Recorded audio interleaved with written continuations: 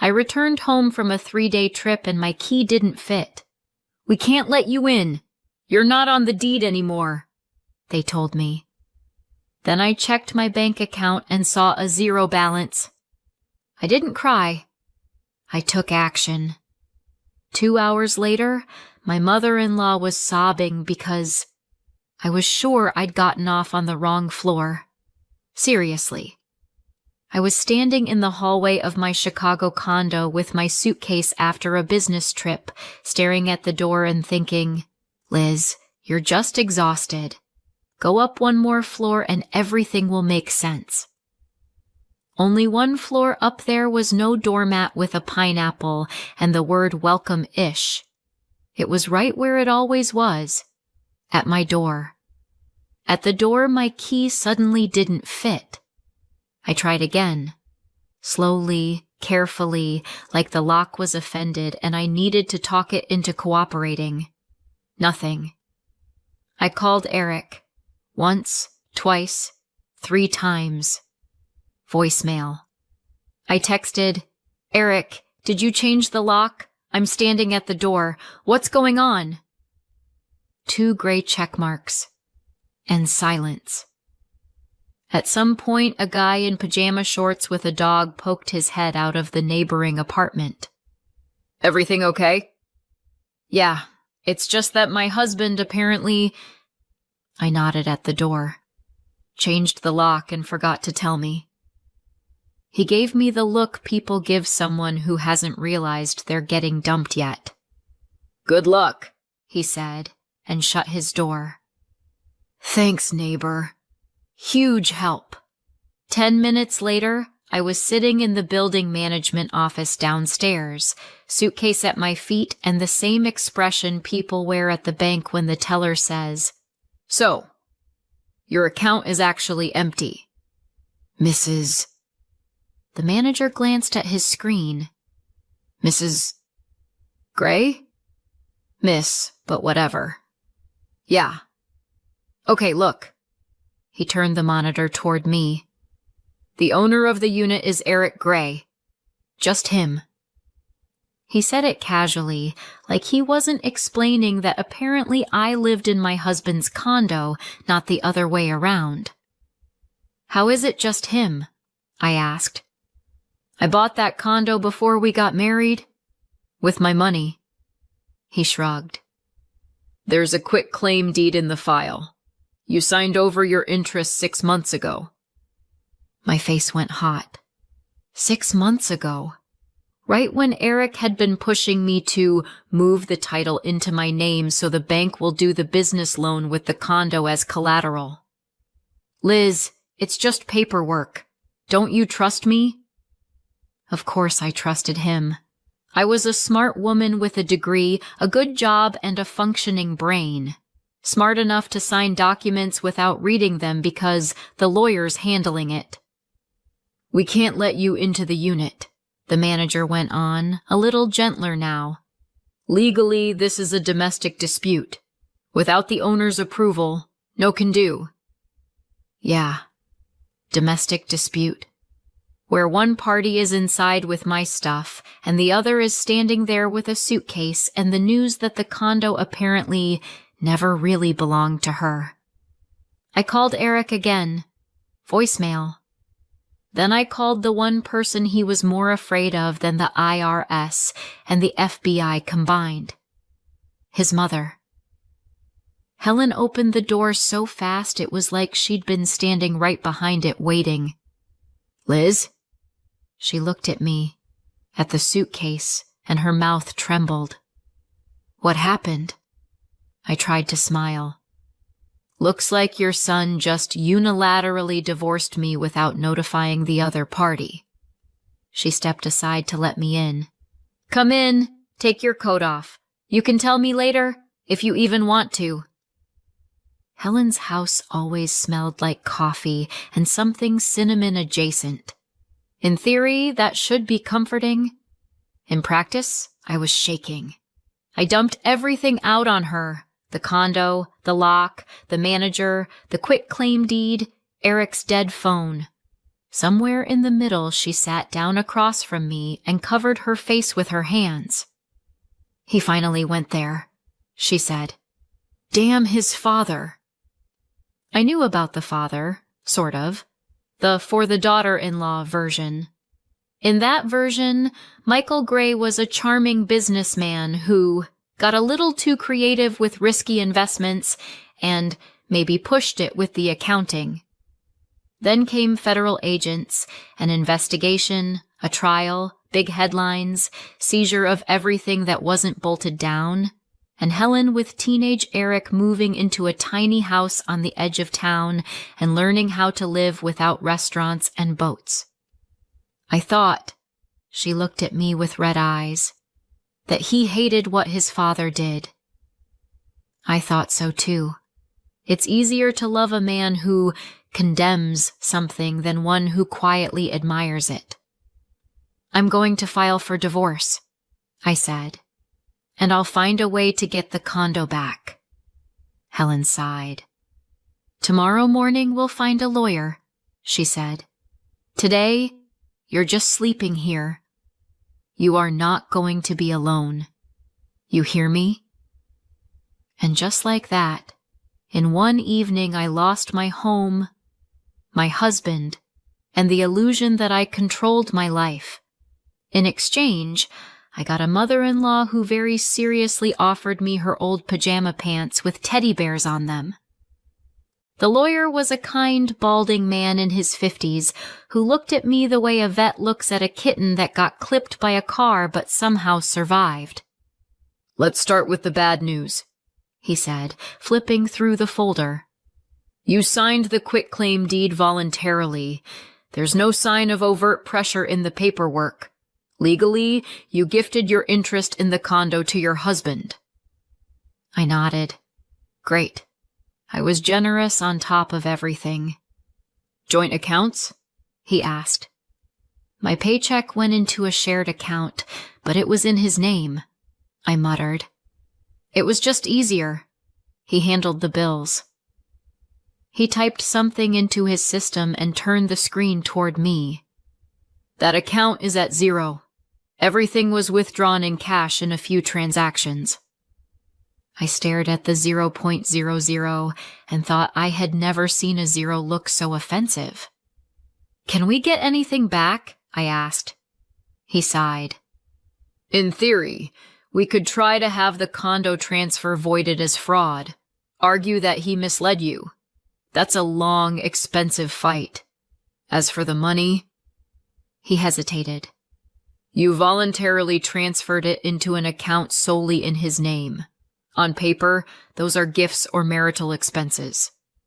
He paused, then added, "The good news is that you'll still have rights in the divorce.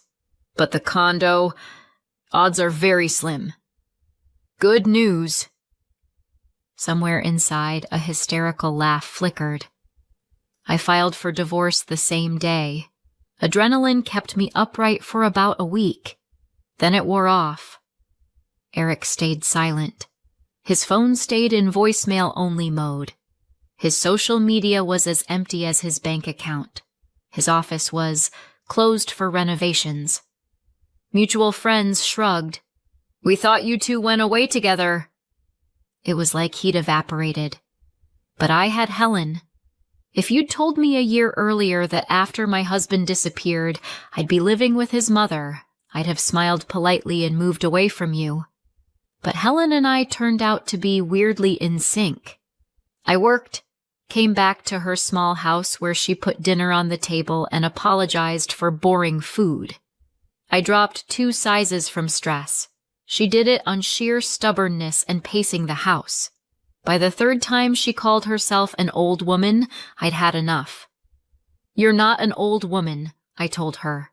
"You're someone who had a con man husband, an idiot son, and way too much free time. Let's fix at least one of those problems." That's how Helen became an assistant at my company. Yes, I took my mother-in-law to work. Yes, it turned out to be the best HR decision of my life. She sat at the front desk, greeted clients, learned every delivery driver's name, and within a week was quietly managing half the office. "You do realize," our HR guy whispered to me, "that if Helen ever wants to stage a coup, we're all following her?" I just smirked. Honestly, better her running this circus than someone like my missing husband. Somewhere in this new rhythm of office coffee, snowy Chicago commutes, and nights watching shows in Helen's living room, there was Dave. Dave had worked with me for 2 years, senior analyst, the guy who could explain complicated numbers with crayons and somehow never sounded condescending. When Eric vanished, Dave was one of the few people who didn't either blame me or treat me like I was the next episode of a true crime podcast. He just set a coffee on my desk one day and said, "I don't know what you've got going on. If you need someone to drive you to a lawyer, I can be that guy. Or I can just stand there and pretend I'm your scary older brother." We laughed. I refused. But from that day, the coffee kept showing up. A couple months later, he asked, "There's a photo exhibit on Saturday. I accidentally bought 2 tickets. Want to help me not look like the weird guy who showed up alone?" "Accidentally," I said yes. At the exhibit, I caught myself laughing for the first time in a long while. Not the bitter, sarcastic kind, but genuine. Dave was different, steady, solid. The kind of man who didn't hide his phone when I walked into the room or put on a mysterious face every time it buzzed. "You know you're still married, right?" Helen asked one day when I came home from yet another coffee with Dave. "I know," I said. "I also know there's a man walking around out there who stole my condo and my savings. So let's just say I'm legally married and emotionally very much not." Helen snorted. "Fine. Just don't let him pay for everything. Let at least one woman in this story not be sponsoring a man." Helen wasn't exactly sitting out the romance game herself. In her case, not sitting out looked like George. A neighbor dragged her to the local community center for a veterans program. That's where she met a tall, silver-haired man with straight posture and the eyes of someone who'd read way too many reports. "He used to be an officer," she confessed to me like she was admitting a crime. "Some federal agency. Retired." "Like FBI?" I asked. "I don't ask," she said briskly. "It's enough for me that he's polite to waiters." What they had was calm. He picked her up from work, brought flowers for no reason, listened to her stories about being married to Michael and pulling herself and her son out of the wreckage after his arrest. His younger colleagues still call him sometimes, she told me, for advice. His brain's still working. I was just glad. If federal agents are calling somebody for guidance, odds are that person isn't currently committing crimes. That was all I needed just then. 8 months after that night at the door, I got a letter in the mail. Cook County Circuit Court. Final judgment of dissolution of marriage. I stood in the kitchen, looking at the official stamp and thinking that instead of a stamp in my passport, I now had an 8-page document stating I was officially no longer Mrs. Gray. Helen silently pulled out her good wine glass. "What are we drinking to?" she asked. "To no longer being married to a man who changed the lock and turned off his phone," I said, "and to being dumb enough to still hope I can get my condo back." We clinked glasses. The wine was cheap. It tasted like my self-esteem at the time. The end of this story started, ironically, with an invitation to dinner. "I want to take the 2 of you out to a restaurant," George said one day when he came to pick up Helen from work. "We'll make it a little celebration. You, Helen, Liz, Dave, me, and one more person. Okay. Helen narrowed her eyes. You're not trying to set Liz up on a blind date, are you? Not exactly, he said. But I'd appreciate it if you both don't run out in the first 5 minutes. Not the most reassuring pitch, but I agreed. Maybe I was just tired of living permanently in waiting for bad news mode and wanted to see if there was yet another level. The restaurant was downtown. White tablecloths, the kind that instantly make me start calculating what this is going to cost. Outside, Chicago was pretending it knew what spring was. We were 4 at the table, me, Dave, Helen, and George. The 5th chair was empty. He's late, I tried to joke. So it's definitely not the IRS. Liz, Helen said quietly, staring over my shoulder. Don't turn around. Naturally, I turned around immediately. The 5th guest was not the IRS. The 5th guest was my ex-husband. Eric stood by the entrance looking pretty much like I remembered him, just older, minus 8 months of expensive grooming, plus however many of sleepless nights. Same suit, same eyes. Just none of that easy, the world is in my pocket. Confidence. My hands went cold. I'm leaving, I said, grabbing my purse. George lifted a hand. Liz, please. Give him 10 minutes. Then you can go if you want. Are you serious? I stared at him. You brought the guy who stole my home and my money and you're asking me to give him 10 minutes. I know how it sounds, he said calmly. I also know the entire case file on him. I froze. Eric reached the table. Helen looked at him like she was trying to hug him and slap him at the same time. Dave's jaw clenched. He politely lowered his eyes to the menu. Eric stopped at my side. Hi, Liz, he said, voice rough. Thanks for coming. I came for them, I said. Not for you. He nodded, sat in the 5th chair, and spent a moment just shredding his napkin like he'd forgotten how to talk to people. I didn't just disappear, he finally said. They picked me up. Congratulations, I said. Sorry I wasn't there to clap. The corner of George's mouth twitched. He approved of that one. Remember when you asked what I actually did with those investors? Eric went on. I remembered. I'd asked. He always answered with something like, it's boring finance stuff. You'd hate it. A couple years ago, one of the partners turned out to be an old friend of my dad's, he said. Same scams, 21st century version. Funds, shell companies, retirees putting their pensions into air. I looked at him and felt everything inside me going numb again, like I was being driven back to that lock that wouldn't turn. At some point, federal agents came to see me, he said. They already knew everything. About my dad. About the accounts. About the calls. They told me I had 2 options. Go down with everyone else or cooperate. And you chose option 3, I said. Rob your wife first, then cooperate. His jaw tightened. I agreed to work under their supervision, he said. To get deeper into the scheme, they needed someone on the inside. I was perfect.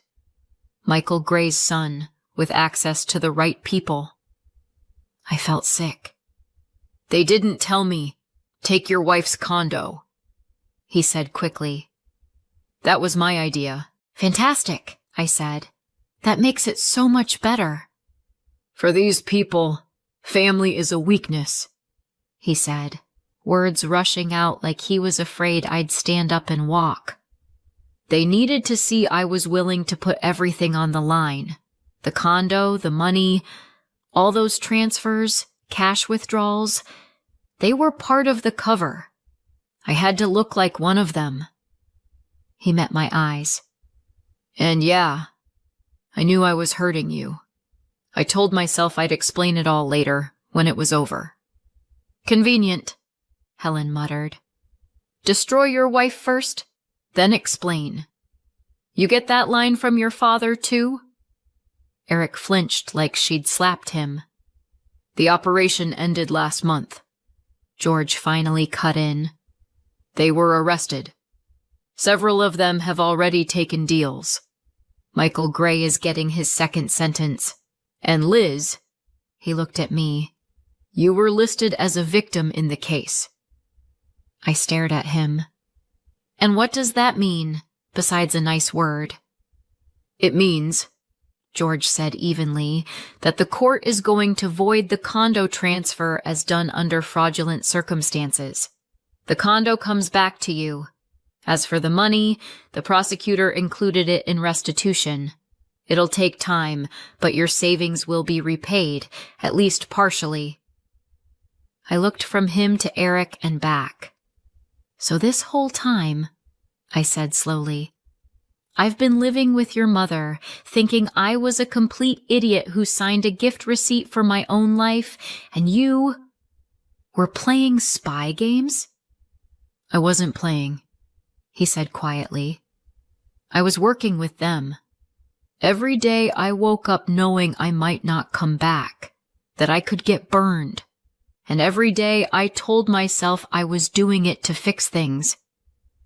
And how do you think the fixing went? I asked. He swallowed.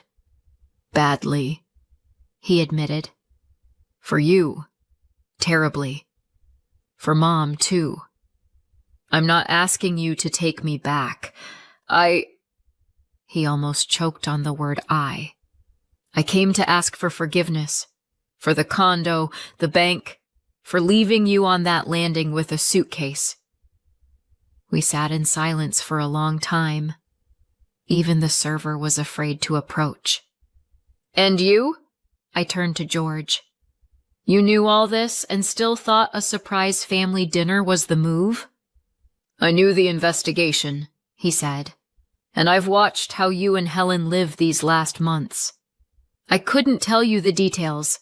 That's not my place. But I could get you in the same room with them. Both of you. Helen exhaled slowly. You're still going to prison? She asked her son. Yes, he said. The plea deal is basically done. It'll be less time than it could have been, but enough to think. She nodded. Honestly, she said, that's the only part of this that sounds fair. Something in me shifted. It didn't collapse or magically heal. It just clicked, like the sound of a lock finally turning. I don't know if I can forgive you, I told Eric. And I definitely don't know if I'll ever be able to trust you. I get that, he said softly. But I do know this, I went on. That night at the door, I thought I was a complete idiot. That I'd handed you the keys to my life and somehow missed the moment you slammed the door. Now I see, yeah, I was naive. But there were a couple of full-grown men in this story who could have designed an operation without turning a wife and a mother into collateral damage. George took that one on the chin, too. I'm sorry, Eric said. Really? And I'm sorry it took federal agents for you to figure that out, I answered. We never really got around to eating that dinner. At some point, I just stood up. I need to go home, I told Helen. Home. Her home, not mine. Yet. We walked out together. The night was cool. Chicago finally remembered it's the Windy City. Helen pulled out a cigarette, looked at it, and put it back. I thought I'd want to smoke, she said. Guess not. Progress, I said. We walked a couple blocks in silence. Did you forgive him? She asked suddenly. I thought about it. You know, I said, I think I did. Somewhere deep down, for my own sake. So I don't have to carry all this crap inside. Are you going back to him? No, I said without hesitation. I can forgive someone. That doesn't mean I have to be his wife again. Helen nodded. I feel like that's very American, she said. You forgave him and filed for divorce. We both laughed. Tired, but real. A few months later, the court officially voided the condo transfer as fraudulent. The place came back to me. I stood in that same hallway where I'd once stood with my suitcase. Only now I had new keys and a new doormat. No pineapple. Just home. I sold the condo a couple months later. Not because anything was wrong with it. It just echoed too loudly. Dave and I rented another place closer to the park. Helen and George came over for dinner sometimes, bringing wine and news. Michael had his new sentence, Eric had his, Helen had a new haircut. Sometimes I think about that first night, about the door that wouldn't open.